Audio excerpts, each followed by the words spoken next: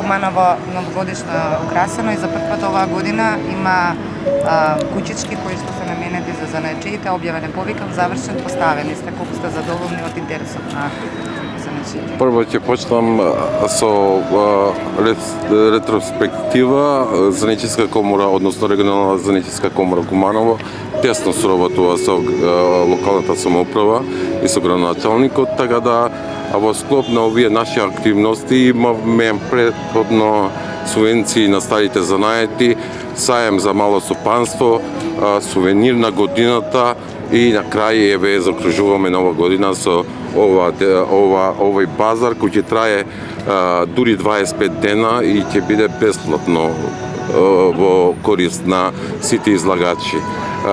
Мора да потенцирам благодарност до секторот за ЛЕР, одделението и до господја Донка, тука што е до нас. Дадовме се од себе до секретарот на општината, до советниците, сите тука, а посебна благодарност до нашиот градоначалник што секогаш ни стои на располагање и имаме одлична соработка.